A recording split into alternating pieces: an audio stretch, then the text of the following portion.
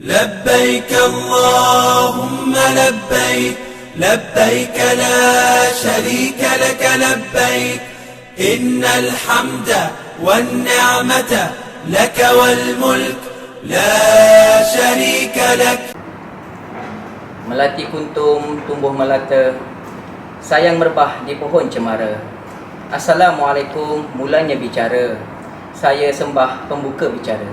Bismillahirrahmanirrahim. Alhamdulillahirabbil alamin. Wassalatu wassalamu ala asyrafil anbiya'i wal mursalin wa ala alihi wa sahbihi ajma'in. Assalamualaikum warahmatullahi wabarakatuh. Salam sejahtera, salam kasih, salam Ibto kelas pertama 2025.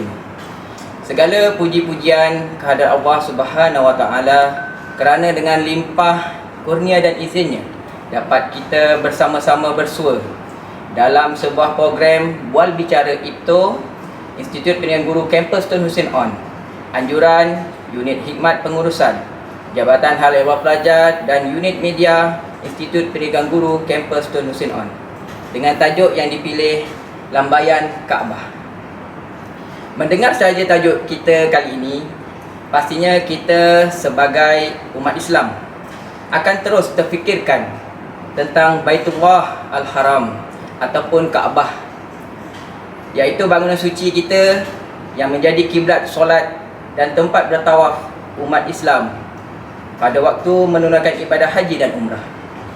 Baiklah sidang penonton sekalian, sebelum kita mengupas lebih lanjut tentang tajuk bual bicara kita, boleh kiranya kita berkenalan dengan ketiga-tiga ahli panel jemputan pada siri kali ini. Sebelah kiri saya, panel pertama kita yang handsome dan bergaya, yang nampak sentiasa muda bila bersongkok, Tuan Haji Muhammad Anwar bin Hayyan, atau lebih mesra saya panggil dengan Ustaz Anwar. Apa khabar Ustaz? Baik. Alhamdulillah. Beliau juga merupakan pensyarah akademik di Jabatan Pendidikan Islam Institut Pendidikan Guru Kampus Tun Hussein On. Sudah berapa lama Ustaz bertugas di itu Ustaz? 16 tahun insya-Allah. Oh, lama, 16 tahun. Jadi boleh kita tahu kepakaran Ustaz sebenarnya apa Ustaz mengajar di Institut Pendidikan Guru Kampus Tun Hussein On? Assalamualaikum warahmatullahi wabarakatuh. Moderator, rakan panel. 2006 saya masuk ke itu sebagai pensyarah akademik, dan pengkhususan saya ialah Al-Quran dan wal qiraat. Al-Quran dan qiraat juga tahfiz. Jadi sepanjang 16 tahun saya berada di sini, berbagai subjek lah saya ajar lah, di antara yang tarannumnya, qiraatnya dan juga Quran. Begitu juga bukan sekadar itu saja, juga terlibat dengan beberapa aktiviti yang dilaksanakan itu, seperti contohnya si co-curriculum. Waktu itu saya sebagai kadet remaja sekolah, waktu itu kadet remaja sekolah, terlibat dalam perkemahan, terlibat dalam BIG, Bina Ihsan Guru. Itulah sebersikit daripada saya.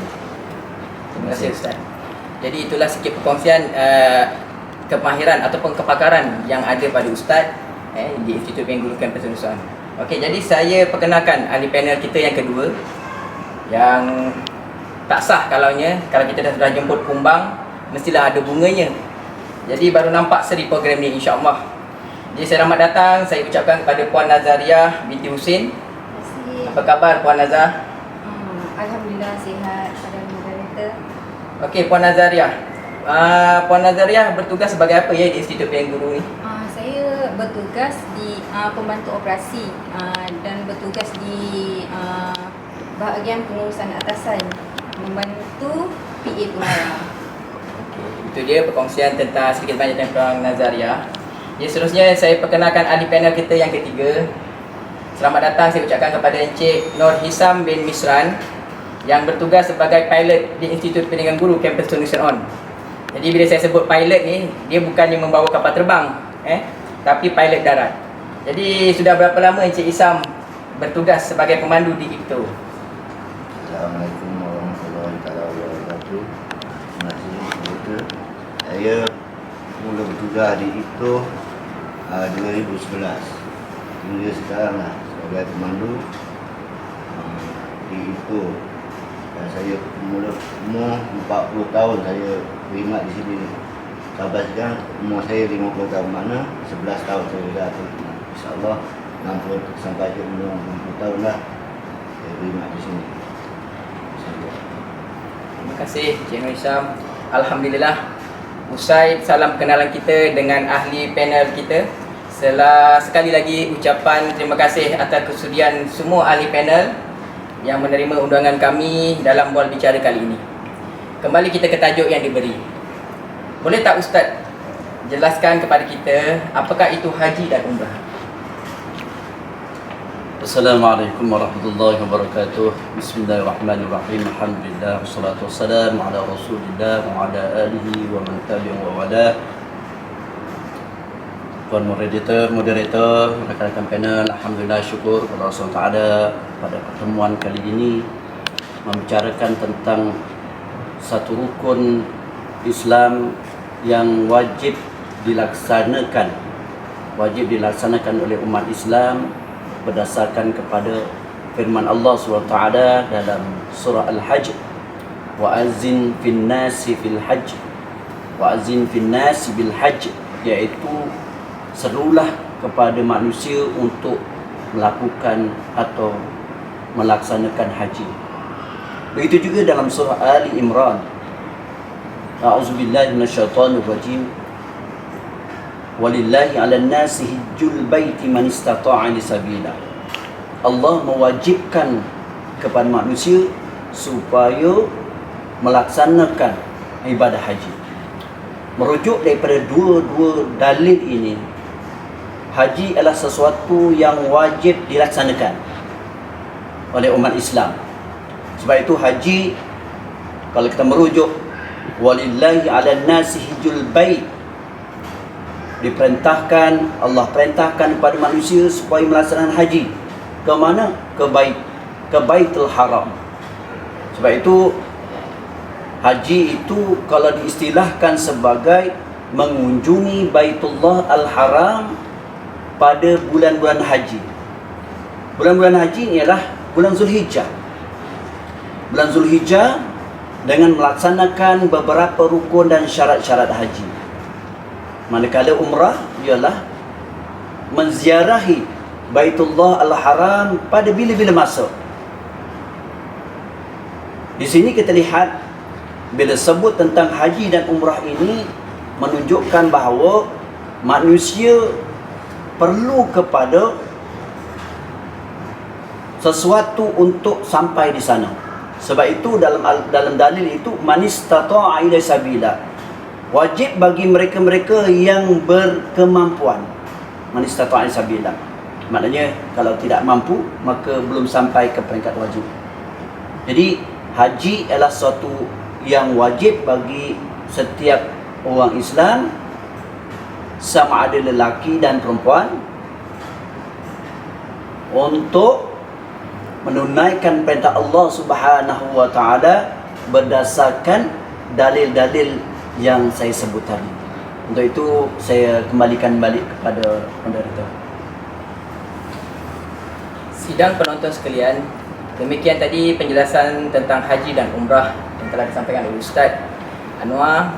Pasti kita kena faham setiap perbuatan dan syarat ada rukunnya. Umrah dari segi bahasa ialah ziarah, iaitu menziarahi Baitullah Al-Haram pada bila-bila masa untuk melaksanakan ibadat tertentu dengan syarat-syarat tertentu. Boleh Puan Nazariah cerita bila Puan Nazariah pergi menunaikan umrah dan apa faktor yang mendorong Puan Nazariah untuk menunaikan umrah? Okay, terima kasih Tuan Moderator. Saya mengerjakan umrah pada 3 hari bulan 3 tahun 2022. Masa tu suami saya dia bagi tahulah, dia kata kita dah ada cukup duit ni, apa kata kita kerjakan umrah. Sebab kalau haji mungkin nak tunggu masa yang agak lama lah, ikut giliran kan. Jadi saya fikir suami saya ajak pergi umrah ni, lepas tu benda yang baik, sesuatu yang baik. Jadi semangat tu tiba-tiba ada, terus datang dengan rasa hati yang betul ke Allah nak panggil saya ni kan dengan suami tu. Okey, kita pergi daftar dekat tabung haji, dan kami masa tu pergilah ke tabung haji. Daripada situlah suami saya mengajak saya sama-sama ikut dia mengerjakan umrah. Okey, maknanya atas sokongan ataupun dorongan daripada suami Puan Nazariah yang niat untuk membawa Puan Nazariah bersama-sama menunaikan umrah. Alhamdulillah. Terima kasih Puan Nazar. Jadi Encik Syam, saya difahamkan tarikh asal pergi untuk menunaikan umrah adalah pada 30 Januari 2022. Tetapi ditangguhkan pada 19 Mac 2022 atas sebab-sebab tertentu. Boleh Encik Syam ceritakan kepada kita apa punca penangguhan tersebut dan perasaan Encik Syam setelah mendapat maklumat tersebut dari pihak agensi? Terima kasih. Sebenarnya saya memang berniat nak pergi mengerjakan umrah ada 30 hari bulan 1. Masa tu saya dapat panggilan, tapi jadi patutnya saya berterbangan 30 hari bulan 1 tu ditangguhkan hingga diberitahu oleh kerajaan saya dapat pergi semula 19 hari bulan. Dalam masa yang tak dapat pergi tu, rasa hati memang kecewa pun ada, sedih pun ada, tapi Allah lagi tahu. Itu yang itu. Tapi saya sentiasa berdoa untuk menjaga umrah. Saya pun tak sangka saya dapat mengerjakan umrah. Dan saya berdoa sentiasa dipermudahkan ke sana.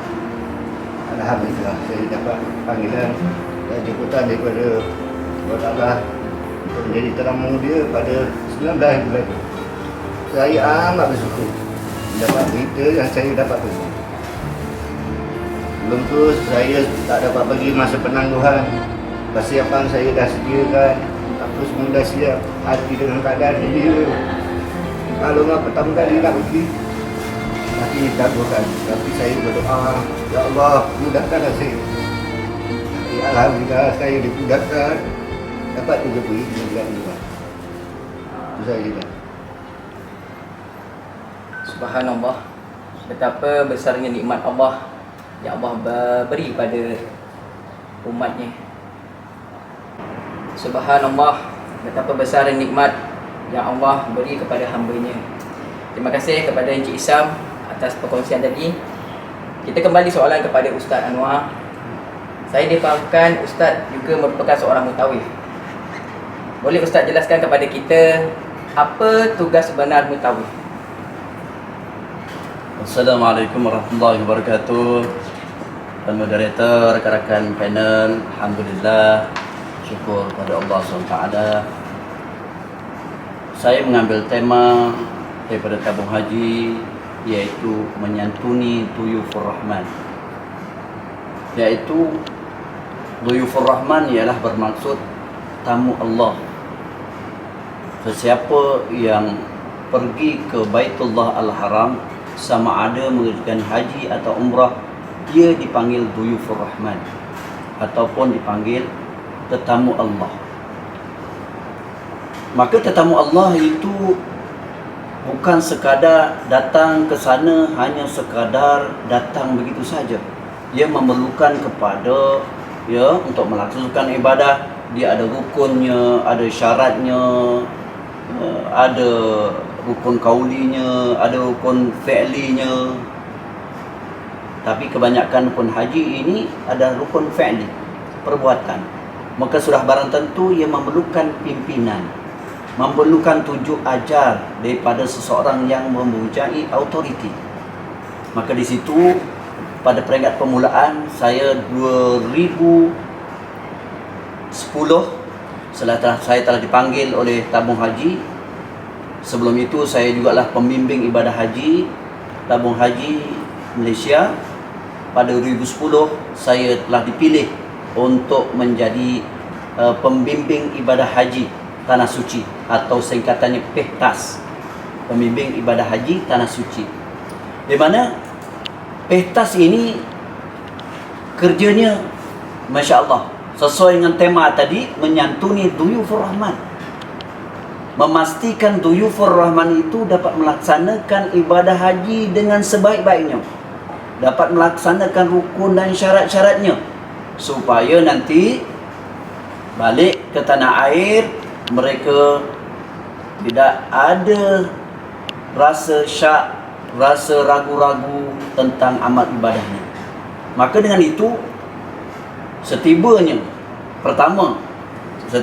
di Tanah Suci Mekah, kami menyambut rombongan yang pertama. Rombongan yang pertama itu tugas kami, menyambut rombongan haji yang pertama, ataupun berketi yang pertama. Kami sambut seperti menyambut tetamu yang datang rumah. Itu yang pertama, dengan sambutan yang bukan main-main, sambutan bersungguh-sungguh. Sampai saja kami ucapkan selamat datang, sampai saja sebelum turunnya bas, jemaah haji turun dari bas itu, kami akan naik ke dalam bas. Kami ucapkan selamat datang ke bumi Al-Mukarramah, bumi Al-Musharrafah, ya. Kami doakan jemaah haji. Kemudian setelah turun, kami sambut, kami bawa ke hotel untuk tempat penginapan. Sepanjang, kalau di Madinah selama 8 hari itu, kami sajikan jemaah haji ini, ya, kami pembimbing, kami menyusun dari segi bimbingan. Terdapat 6 bimbingan, ya, bimbingan yang kami laksanakan sebagai pembimbing ibadah haji. Yaitu yang pertama tentang kelebihan Madinah, kalau kami turun di Madinah, kelebihan Madinah, kehebatan Madinah, ya. Juga sebelum bertolak ke Mekah, kami akan sajikan dengan persediaan untuk melaksanakan umrah. Itulah tugas-tugas kami. Selain daripada itu, kami akan sebagai PEHTAS. Saya belum cerita sampai Mutaif lagi. PEHTAS iaitu pembimbing ibadah haji Tanah Suci. Setibanya kami juga di Mekah, kami sambut mereka dengan penuh kasih sayang. Sebab kita menyambut Duyufur Rahman, iaitu tetamu Allah, ya. Apa saja masalah akan berjumpa kami. Ustaz, macam mana, terutama tentang ibadah lah. Ustaz, macam mana umrah kami yang kalau belum laksana umrah, ditanya apakah masalah umrah, selepas umrah selesai tak umrah kami, ditanya kami seboleh-bolehnya akan menyelesaikan pada waktu itu juga. Kalau ada persoalan, kami selesaikan waktu itu juga. Kalau tidak boleh menyelesaikan persoalan-persoalan itu, mungkin terlalu rumit, kami akan pergi rujuk kepada pakar rujuk yang waktu itu memang bersama rombongan kami selain pembimbing ibadah haji, adalah pakar rujuk.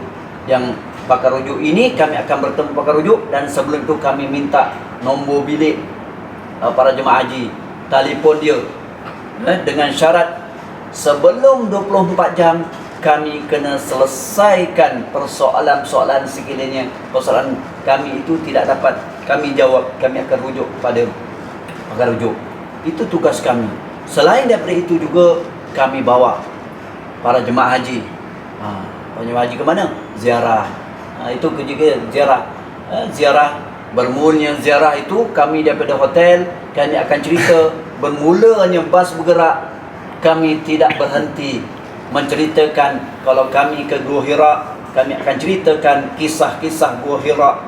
Kalau kami ke Padang Arafah, kami akan ceritakan tentang kehebatan Padang Arafah, Yaumul Arafah, cerita tentang sejarah Arafah, sampai kami akan bercerita sampai dari mula hotel sampai ke tempat yang dituju.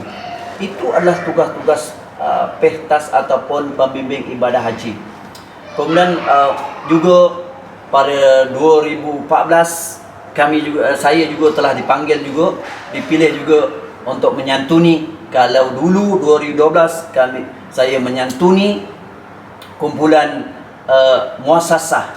Kali ini 2014 saya dan rakan-rakan dipilih untuk menyantuni VVIP.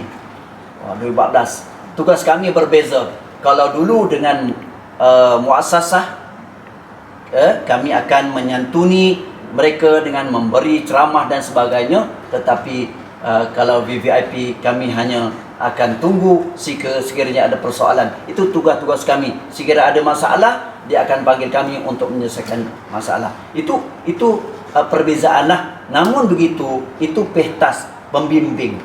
Dia tidak akan, maknanya tak ada istilah kata tidak boleh. Tak ada istilah tidak boleh. Buktinya, sewaktu jemaah balik daripada Mekah, seorang jemaah wanita terbawa batu daripada Mina, terlebih dia nak untuk melontar, terbawa balik Mina. Dia datang ke majlis saya, "Ustaz, tolong macam mana dengan batu yang saya pungut dari Mina, terlebih bawa balik ke Mekah." Punya baiknya pehtas ini, kami kata, "Hajar, buang saja luar hotel." "Tak nak Ustaz juga yang ambil batu ni, Ustaz buangkan kat luar." Itu sampai ke peringkat itu sekali. Kami senyum saja. Itu sampai. Kerana apa? Tema tadi menyantuni Tuyufur Rahman. Itu belum yang lainnya lagi. Begitu juga kadang-kadang bila sebut mutawif ini, tadi pehtas suatu pembimbing semata. Tetapi mutawif ialah membawa secara amali jemaah-jemaah ni. Kadang-kadang kami diminta untuk membawa jemaah. Contohnya satu bas ataupun satu KT kumpulan terbang itu seramai 400 orang.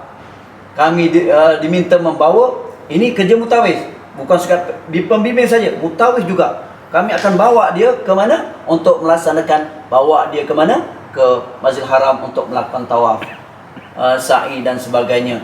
Itu dia dikatakan mutawif. Kami bukan sekadar pembimbing juga, tetapi sebagai mutawif.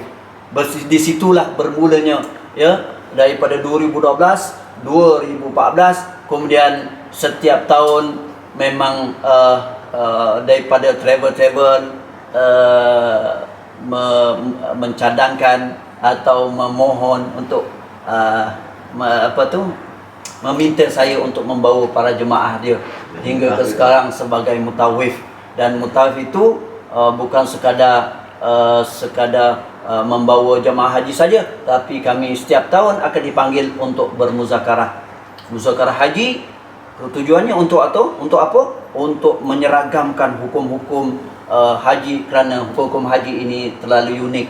Banyak hukum-hukum yang kadang-kadang timbul, kita tak boleh nak jawab. Maka dengan itu kita bawa dalam muzakarah haji pada setiap tahun. Setiap kali habis musim haji, tahun depannya kita akan adakan muzakarah haji. Ini terbukti bila mana satu peristiwa, saya nak cerita boleh terus lagi. Jangan cerita. Satu peristiwa jemaah haji yang bukan transgender, tetapi adalah dia ni nak kata apa pondan, sudah fizikal sudah berubah. Setiba di sana dia datang dengan keluarga. Kalau di Madinah tidak jadi masalah, dia duduk dengan keluarga dia. Tetapi di Mekah dia akan di Arafah, di Masyair, di Arafah, di Mina, mereka tak boleh duduk. Nak duduk letak di mana? Dengan fizikalnya tadi bukan seperti moderator. Fizikalnya seperti Puan Nazar. Nak macam mana? Tetapi itulah akhirnya berbincang, ya, kami bakar rujuk dan pembimbing ibadah haji itu kami berbincang, akhirnya dapat membuat satu rumusan, ya tetap seperti lelaki. Ya tetap seperti lelaki. Memakai ihram lelaki walaupun ada fizikal perempuan. Lelaki. Dan sewaktu di Arafah, apa yang kita laksanakan itu, dia tidak diletakkan di tempat kemah lelaki, tidak diletakkan di kemah perempuan, tapi diletakkan di kemah pakar rujuk. Ya. Ni tuan-tuan, begitulah, ya, bukan sesuatu haji ni dan umrah ni bukan sesuatu yang boleh kita pergi sekadar pergi saja, tetapi dia memerlukan kepada ilmu. Kerana sebagai contohnya, dari segi pemakaian ihram, bila kita niat ihram itu ada 13 larangan yang perlu kita jaga. Ya. Di antaranya yang paling tu, kalau larangannya ialah yang kita paling takut ialah satu, ya, suami isteri tidak boleh melakukan hubungan kalau dalam ihram. Menikahkan sebagai wali untuk anaknya untuk menikah kalau dalam ihram, ya, begitu yang lain-lain lah, tidak potong dan sebagainya. Maka di situ, sebab itu mutawif ini dia bila habis saja nak kembali saja itu, kami akan tugas itu mutawif itu. Ingatkan jemaah, selesai atau tidak, bagaimana ihram kamu, bagaimana umrah kamu. Kami akan tanya. Nanti ada yang jawab, Ustaz, sewaktu saya tawaf, ya, saya terbuang angin. Kami teruskan juga, sa'i juga, bergunting juga. Maka di situ, ya, umrahnya tidak selesai. Dan bila umrah tidak selesai, ihramnya tidak selesai, larangan dan ihram selesai. Cuba bayangkan kalau dia bawa balik ke Malaysia. Kalau dia, ya, bawa balik ke Malaysia, sudah tentu akan memberi kesan kepada yang lain lah. Namun begitu ada jalan penyelesaian lah. Ya, ada jalan penyelesaian. Kalau sudah balik ke Malaysia, masih dalam ihram, ada jalan penyelesaian. Tapi kena terus terang bertemu dengan pakarnya. Sebab tu memang begitulah. Itulah tugas-tugas yang banyak lagi kalau saya nak cerita, tugas-tugas mutawif dan pengibadah haji. Saya kembalikan kepada Ustaz. Kita simpan dulu cerita Ustaz kan, pengalaman mutawif yang banyak Ustaz apa orang kata hadapi, dan kita minta nanti Ustaz akan kongsikan lagi insya-Allah kalau ada masa lagi. Cuma kita nampak di sini tugas mutawif sangat-sangat besarlah tanggungjawabnya. Bukan saja menjadi pembimbing, tetapi menjadi penyelesai segala masalah ahli rombongan yang pergi umrah, yang menunaikan umrah. Jadi Ustaz, mungkin ada beza menguruskan apa orang kata menjadi mutawif semasa pandemik, maknanya masa COVID-19 hari itu, dan juga selepas pandemik sekarang ini. Okey, terima kasih moderator, rakan panel.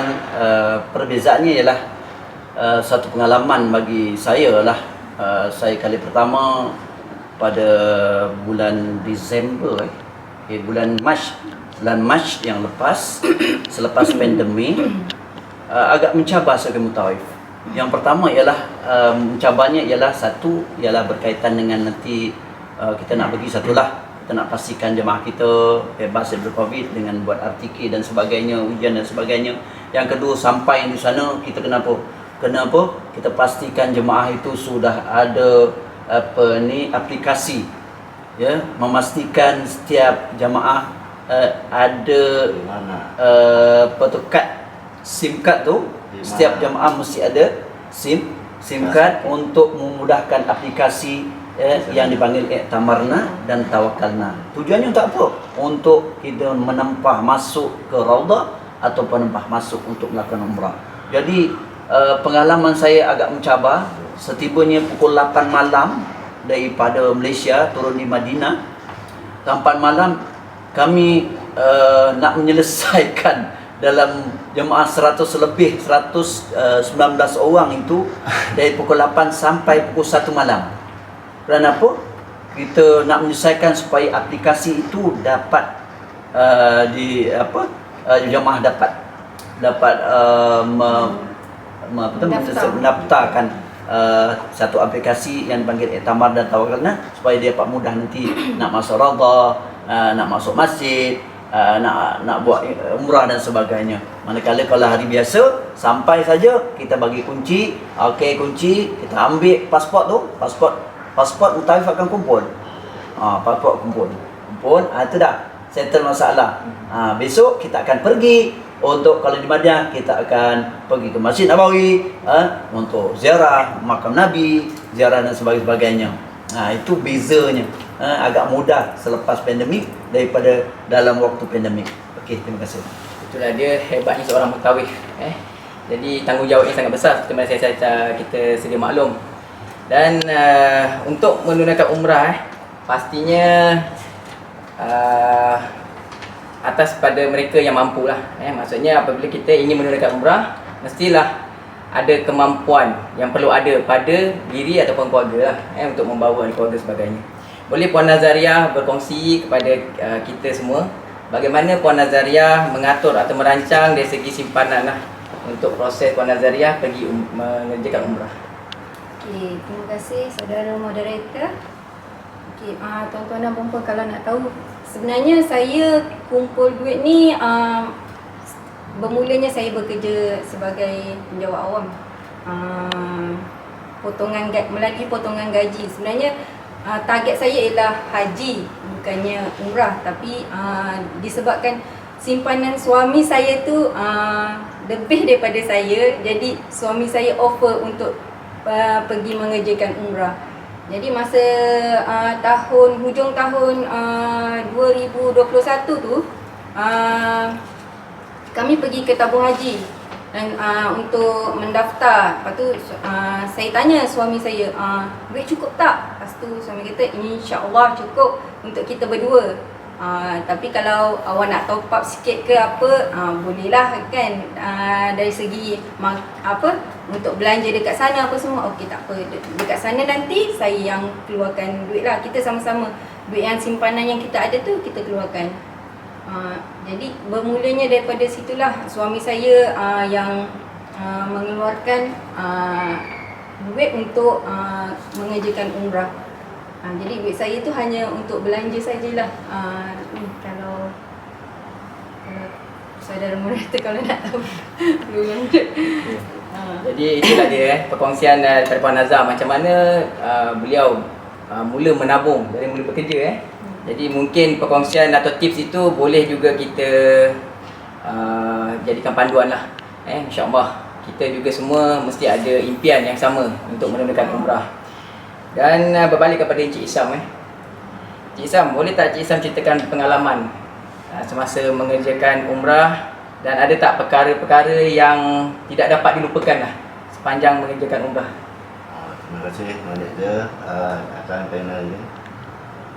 Cerita tentang pengalaman. Sebenarnya saya baru pertama kali tu kata orang tu pengalaman memanglah tak seberapa macam sahabat kita ni. Tabib kan, lagi banyak pengalaman. Saya pertama kali yang pergi. Saya nak bagi tahu lah, pertama kali saya pergi sana selepas saya tak dapat lupakan bila saya nak bagi salam kat Kaabah. Secara tak langsung air mata meleleh, itu saya tak dapat lupakan. Bukannya sengaja saya baru nak bagi salam. Itu pertama saya nampak Kaabah. Itulah pertama saya melelehkan. Memang indah saya nampak, ya Allah. Dan itulah pertama kali saya berdoa, bukan ini terakhir saya untuk jadi tetamu dia. Saya berdoa sentiasa, kalau boleh saya menjadi tamu dia ke sana lagi. Pengalaman saya. Memang di sana berbeza di Malaysia. Contoh saya cakap ibadah. Saya sebenarnya pergi sana, niat saya bukannya nak pergi ke sana itu melancong shopping, tak ada. Saya nak beribadah. Tapi alhamdulillah saya sampai di sana, saya tak teringat nak pergi shopping. saya pergi dengan abang ada, adik-adik saya. Abang saya pernah ajak, tapi saya tak nak. Pasal saya cakap shopping kat mana-mana boleh. Dekat sini saya niat saya nak pergi, bukannya senang nak dapat pergi sini. Dia cakap, tak semuanya orang yang ada duit boleh pergi, yang tak ada duit tak boleh pergi. Saya yakin, saya percaya apa yang Allah saya dipilih jadi tetamu dia. Saya bersyukur amat jadi tetamu dia. Sebab tu saya memang tak boleh lupakan Kaabah ni. Dan yang paling akhir sekali pengalaman saya jumpa seorang sana, saya rumah saya berpesan, ada kata kalau barang hilang di sana sedekahkanlah, bukan rezeki Allah, sedekahkan. Tapi asalnya cermin mata saya hilang. Cermin mata saya hilang, saya pun doa pergi masa tu saya pergi ambil sembahyang, nak pergi buat sunnah tawaf, saya hilang. Lepas tu saya berdoa, ada kata kalau jumpa rezeki saya ada, kalau tak ada saya halalkan.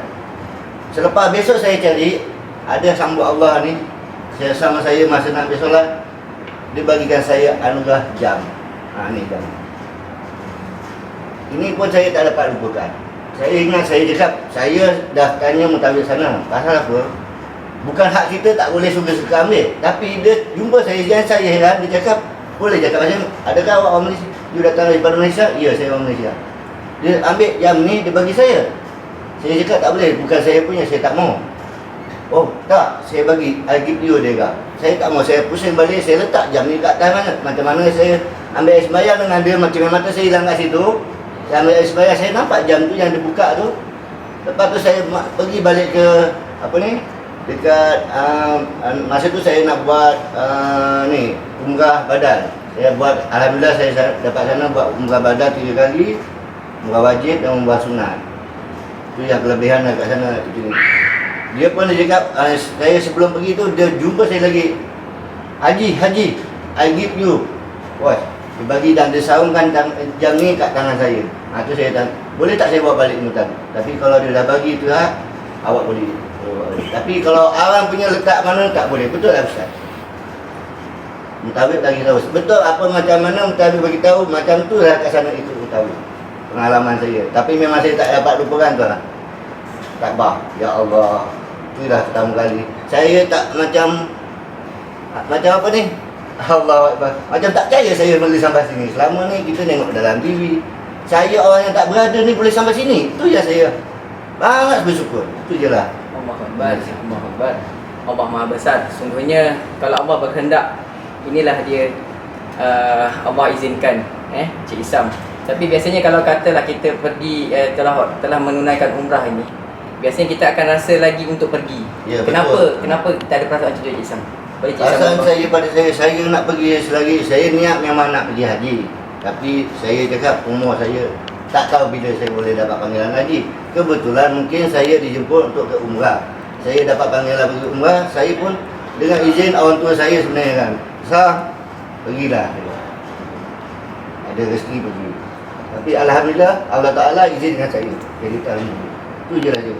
Dan memang saya tak boleh lupakan. Kalau boleh saya nak pergi sana, ibadah di sana. Kalau boleh dapat pergi haji. Itu je lah itu saya. Memang siapa yang tak pergi sini, bohong dia tak nak pergi sana balik. Betul tak Ustaz? Pada saya lah. Tapi pada orang lain saya tak tahu lah. Pada saya lah. Itu pasal pengalaman saya ke sana lah. Pasal apa kita kalau ibadah berbeza di sini. Itu je lah. Hanya siapa yang dah pergi tahu. Tak tahu kita cakap banyak pun, kadang kita orang cakap bohong begini kan Ustaz, betul. Kita dah pergi kita tahu. Tapi Alhamdulillah syukur saya dah sampai lagi. Itu je lah. Subhanallah. Itulah kesan yang mendalam dalam hati setiap hambanya. Hati mereka bercampur baur. Diasak sayu, insaf dengan kekhilafan diri, kagum dengan kebesaran Tuhan, sebab dan gembira menjadi tetamu jemputan Allah Subhanahu Wa Taala untuk menunaikan ibadah umrah di kota sucinya. Bagaimana pula dengan Puan Nazah? Boleh Puan Nazah berkongsi juga dengan kita pengalaman dan perasaan Puan Nazah sepanjang menunaikan umrah. Terima kasih saudara moderator dan juga para pendengar. Sebenarnya masa mula-mula kita mula-mula daftar untuk menunaikan umrah, kita dapat surat surat yang kita telah kita akan mengerjakan umrah pada tarikh itu. Surat itu yang membuatkan saya sangat seronok. Seronok sangat yang kena nama ada pergi dengan suami apa semua. Memang hati memang seronok sangat. Dan dari segi pendaftaran semua, okey, dari segi persiapan kita buat persiapan awal, dan yang paling-paling yang saya sangat rasa berdebar masa saat-saat akhir kami kena buat swab test. Swab test dari situlah, ya Allah ya Tuhanku, nak tunggu keputusan tu Allah je yang tahu macam mana saya nak tunggu jawapan tu, sama ada itulah penentuan saya, sama ada Allah terima ataupun tidak. Alhamdulillah ya Allah, masa tu dapat je keputusan kami berdua negatif. Saya ajak suami saya, jom kita buat sujud syukur, sebab benda ni dalam ramai-ramai kumpulan kami 5 orang yang positif. Jadi dari situlah rasa sedih, rasa tu ada rasa sedih bercampur gembira lah bila kita dapat akhirnya yang terakhir tu ialah buat ujian swab tu kami diterima. Yang sampai ke Madinah tu, bila saya jejakkan kaki saya ke Madinah, landing aja, ya Allah, aku berada di kota tanah suci, ya Allah, aku berada di Madinah, ya Allah. Rasa masa tu memang sangat-sangat sebab dari situ kita rasa, ya Allah, aku ni banyak dosa, tapi Allah izinkan aku jejak. Mungkin aku diberi peluang untuk bertaubat segala dosa-dosa yang kita lakukan, apa semua. Dari situlah saya rasa sangat sempat sangat. Dan yang paling yang saya happy sangat bila kita masuk Raudah. Kita ada permit untuk masuk Raudah kali pertama. Ialah macam ustaz katakan, kita kena daftar dalam Tamarna, Tawakalna, 2 perkara aplikasi tu kita kena daftar. Kalau kita tak daftar, kita tak boleh masuk. Kecuali kita ada permit itulah daripada tabung haji. Tabung haji hanya sediakan 1 saja permit. Jadi kalau kita nak masuk 2 kali, 3 kali, kita kena daftar melalui Tamarna dan Tawakalna tu. Masa tu sampai je ke Madinah, kami kena isi, itulah kena download aplikasi 2 tu, Tamarna dan Tawakalna. Dalam masa tu kami juga terus mohon untuk masuk ke Raudah dan ke Mekah. Masa yang nak masuk ke Raudah tu, ya Allah, semua penuh. Yang tinggal hanya waktu saya dah nak balik ke nak bergerak ke Mekah, ke Jeddah. Jadi tarikh tu je lah yang kosong. Itu pun dah nak balik. Okeylah, saya nekat saya isi je. Yang lain semua tak dapat. Saya tak tahulah, mungkin diorang baru nak isi aplikasi apa semua kan. Dalam masa sama saya bantu juga, macam ustaz kata, bantu orang yang ramai macam pakcik-makcik, macam-macam ni kan diorang kurang sikit. Jadi dari situlah saya bantu diorang untuk tu, untuk daftarkan mereka. Okay, tapi malangnya masa tu penuh. Jadi hanya dalam ramai-ramai tu kumpulan kami, saya berdua saja yang dapat. Saya dapat 2 kali. Yang satu ikut permit, yang satu daftar. Masa yang last tu untuk selepas kita ziarah wada kan. Jadi last tu saya punya mutafik tanya, dia kata, Nazaria, awak dapat ni kan masuk Raudah ni. Tapi ya ustaz, tapi saya punya slot dah 10.30 sekarang 10.45, tapi saya punya ni 10.30 kan kita nak pergi tawadah. Dia kata itu sunat. Awak sangat bertuah kalau dijemput untuk ke ni Taman Raudah tu. Bila saya dengar macam tu, tak apa, awak pergi je. Saya letak beg, dengan tu saya berlari dengan kawan saya berdua tu, berlari sampai ke pintu gate 21 kalau tak silap. Ya. 21 dah orang penuh, pack sangat dekat situ. Ya Allah, macam mana ni saya nak masuk ni? Lepas tu ada orang Malaysia saya rasa, sebab dia fasih kan, dia tanya, "Dik, slot ada pukul apa?" 10.45. Lepas tu dia kata, "Meh, ikut saya." Dia pergi jumpa yang penjaga tu, perempuan Arab tu. Dia kata, ni dua orang ni slot dia 10.45. Dia cakap bahasa Arab lah apa semua.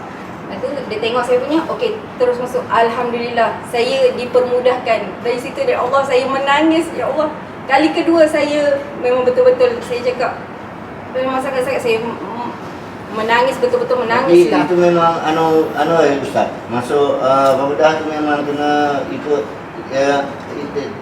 tawaran lah tu. Kena daftar. Tapi masa saya pergi sana, Lelaki dia tak sama, dapat Cik. masuk. Tapi saya dapat masuk 3-4 kali. Kebetulan tu lah saya ada jumpa orang sana tu, bawa dia pakai wheelchair. Dia boleh bahasa Arab. Dia cakap dengan orang putih tu boleh masuk. Dia cakap bahasa Arab, dia pasal bandar bahasa Arab boleh masuk. Tapi saya patutnya dia memang kena pakai apa tu? Yang amanah. Itu mana? Patut kena daftar kan? Memang kena daftar. Tapi yang saya tahulah, kelonggaran diberi kepada lelaki.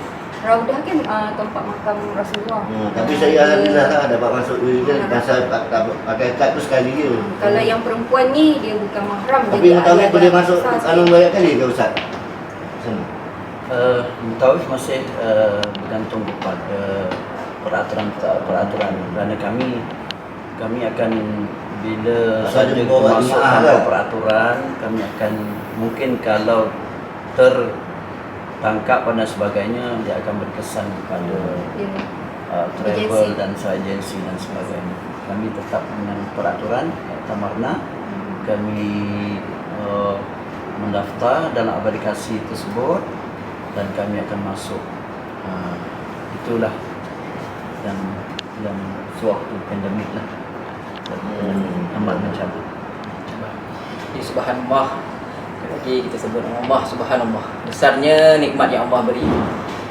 Terima kasih kepada Puan Nazariah dan juga Encik Nur Syam tadi yang bila kita cerita saja tentang perasaan, pengalaman, masing-masing meluahkan, dan pastinya kita dapat merasai apa yang mereka rasa. Dan kita harap para penonton juga yang melihat video ini dapat merasai jugalah apa yang Puan Nazariah, Cik Isam sampaikan tadi. Dan untuk makluman juga sekarang ini kita pemakluman lah, semua dah sedia maklum lah, sekarang bulan Zulhijjah.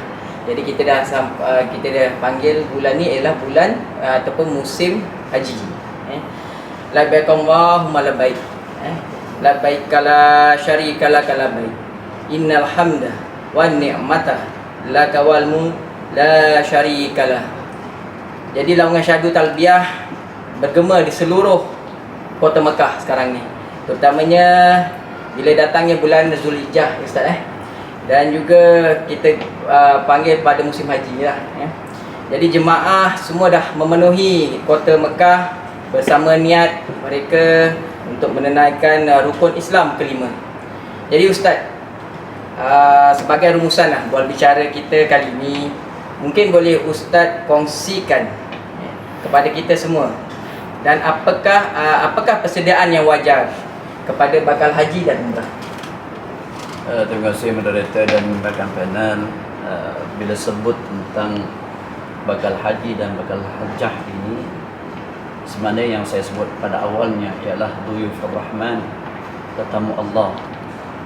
Sudah tentu bila kita masuk ke satu tempat sebagai duyuf, sebagai tetamu, sudah bertentu ia ada adabnya. Seumpama kita masuk ke rumah orang, pertama kita nak masuk mestilah mengucapkan salam, Assalamualaikum. Dapat keizinan baru masuk. Sebab itu kita lihat orang yang dapat haji, dapat pergi haji dan umrah ini, sampai di sana dia merasa syahdu karena Allah izinkan mereka untuk sampai di sana. Walaupun dia datang dari jauh membawa dosa-dosa yang banyak, namun Allah izinkan. Sebab itu dia kata labbaik Allahumma labbaik. Labbaik Allah bermaksud benar ya Allah. Ya Allah, benar ya Allah, aku sambut seruanmu ya Allah. Kalau kita memahami lafaz talbiyah ini, saya kira setiap kali labbaik Allah kita ucapkan, maka di situ kita rasa syahdu, maka mengalir air mata. Maka dari situ persediaan mesti ada. Di antara yang pertama ialah selain daripada material iaitu contohnya duit lah. Nak pergi tambang pergi dan balik, orang yang ditinggalkan. Namun begitu, dari segi material ni perlu diingat, bila kita niat insya-Allah, kalau kita niat pergi haji atau umrah, Allah akan izinkan, Allah akan kurniakan rezeki dari mana datang insya-Allah. Dan kalau kita belanjakan nanti insya-Allah, Allah akan tambah lagi insya-Allah. Sebab itu orang-orang yang pergi haji dan umrah ini, mereka bila pergi sekali, dia nak pergi kali yang kedua, kali ketiga. Walaupun saya dah beberapa kali, memang betul kata Puan Nazar tadi, sesampainya saja, landing saja di bumi Madinah Al-Munawwarah ataupun Makkah Al-Mukarramah, ya, air mata bercucuran. Itu kelebihan. Maka persediaan yang perlu ada pada kita sekali material tadi ialah iaitu ilmu. Itu yang penting, ilmu. Ilmu amat penting. Kerana apa? Bila tak ada ilmu berkaitan dengan, terutama khususnya berkaitan haji dan umrah, amat penting. Kerana sekiranya tak ada ilmu, sudah barang tentu hajinya atau umrahnya tidak lengkap. Dan ia akan memberi kesan semana yang saya sebut tadi, kalau ihramnya, kalau umrah tak lengkap, maka dia akan sentiasa dalam ihram. Persian. Yang ketiga iaitu dari segi perasaan, jiwa, perasaan. Ya, kita nak tinggalkan isteri atau suami atau orang yang dikasihi, maka sudah tentu ya Allah, hanya Allah saja yang tahu. Maka di situ kita mengorbankan perasaan jiwa kita itu untuk kita tinggalkan. Kerana apa? Menyahut seruan Allah Subhanahu wa taala. Sekian. Wallahu a'lam. Terima kasih juga kepada Ibtu Media dan warga Institut Pilihan Guru Kampus Solution On. Wabillahi taufiq wa hidayah. Assalamualaikum warahmatullahi wabarakatuh. لبيك اللهم لبيك لبيك لا شريك لك لبيك إن الحمد والنعمة لك والملك لا شريك لك.